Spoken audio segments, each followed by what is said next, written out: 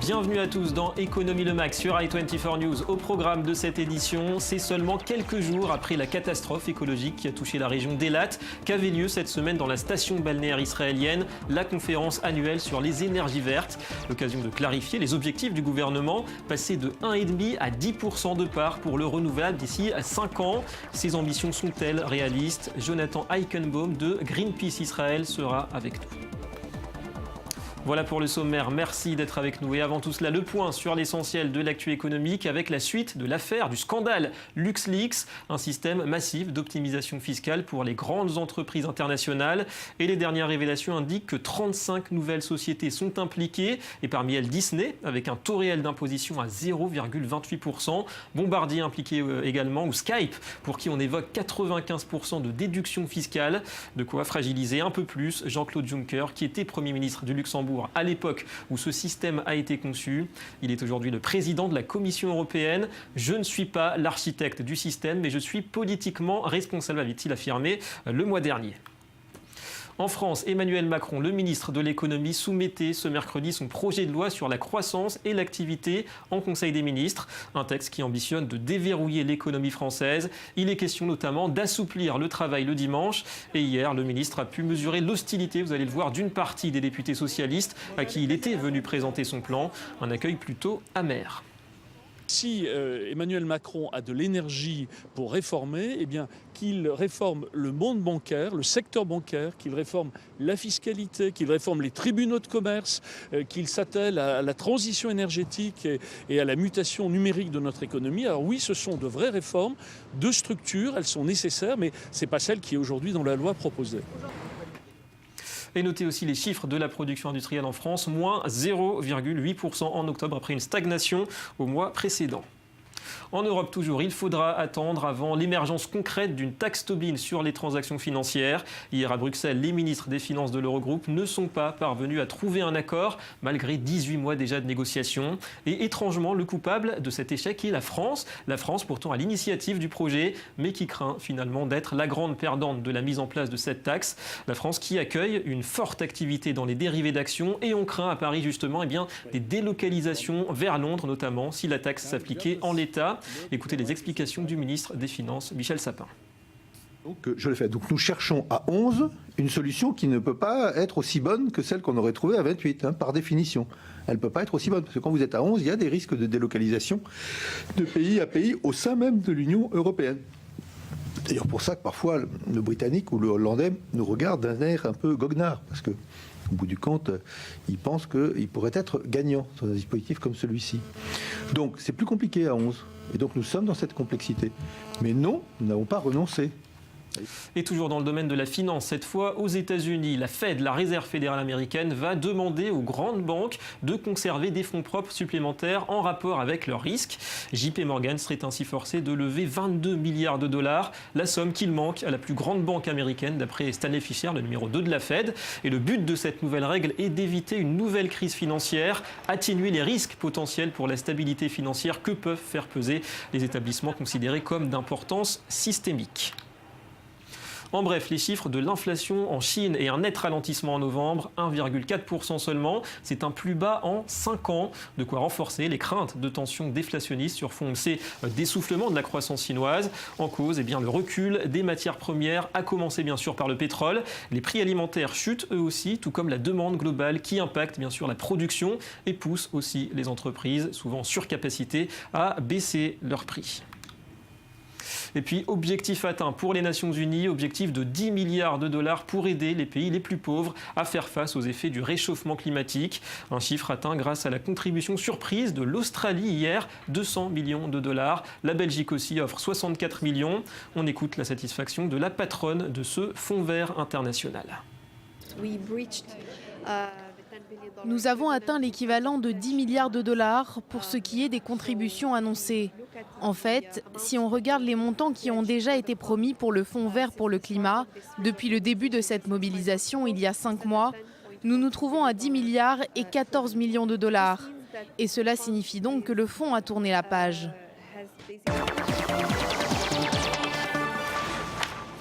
Et on s'intéresse à la conférence annuelle d'Eilat sur les énergies vertes. Elle avait lieu en début de semaine, quelques jours à peine après le déversement, on s'en souvient, de 5 millions de litres de pétrole à seulement une quinzaine de kilomètres de là.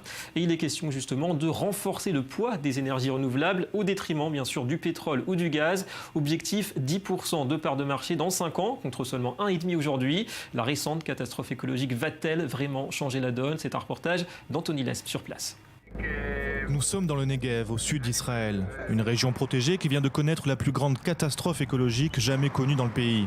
Cet oléoduc qui part de la mer Rouge jusqu'à Ashkelon a déversé plus de 5 millions de litres de pétrole dans un parc naturel à seulement 15 km d'Eilat. Nous accompagnons sur les lieux Yosef Abramovitz, un pionnier de l'énergie renouvelable en Israël et développeur aujourd'hui de parcs solaires en Afrique. Alors qu'Israël a consommé moins d'1% d'énergie renouvelable en 2013, il plaide pour des solutions alternatives au pétrole. Espérons que cette marée noire, si quelque chose pouvait en résulter, ce serait au moins de provoquer une prise de conscience, un avertissement. Si nous ne pouvons pas empêcher le déversement de pétrole ici, dans cette région, sur des terres, comment pourrions-nous éviter le déversement de pétrole à 50 km des côtes? Hasard du calendrier, cet accident a précédé la conférence annuelle d'Eilat sur les énergies vertes. Depuis près de 10 ans, la ville et la région investissent dans les énergies renouvelables, multipliant les parcs solaires et les solutions écologiques. D'ici 2 ans, 100% de l'électricité distribuée de jour dans la région serait produite par des énergies vertes. De grandes avancées qui contrastent avec celles réalisées pour tout le territoire.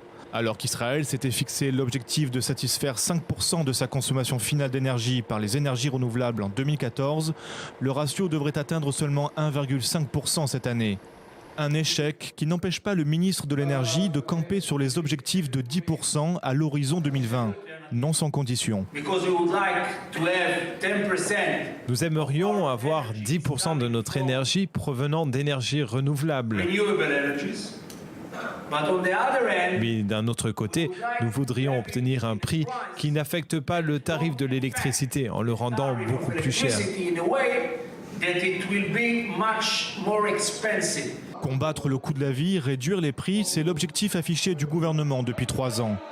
Un principe alimenté par les découvertes en gaz au large des côtes israéliennes et sur lesquelles le gouvernement a préféré miser pour réduire les factures d'électricité. Le responsable de la commission énergie verte à la Knesset ironise sur les priorités du gouvernement. Si le gouvernement avait subventionné et soutenu les énergies renouvelables au même niveau que l'industrie du gaz, je pense que la plupart de l'électricité produite aujourd'hui en Israël serait issue du renouvelable. Voilà ce que le gouvernement n'a pas réussi à faire.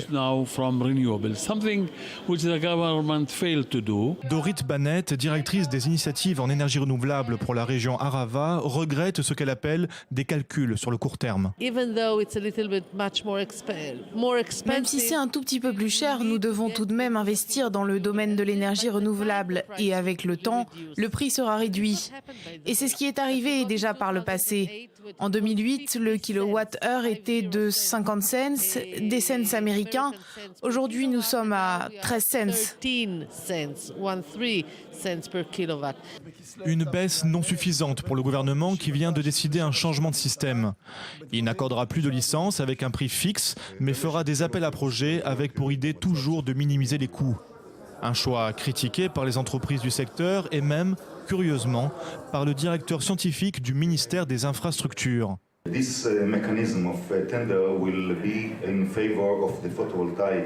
mécanisme d'appel d'offres sera favorable au photovoltaïque dont les prix sont à la baisse, mais il ne servira pas les intérêts du marché de l'électricité lui-même, parce que ce marché a besoin de meilleures solutions pour stocker l'électricité et d'une meilleure couverture des heures en journée. En résumé, c'est bon pour le prix, mais pas si bon pour les performances du marché de l'électricité.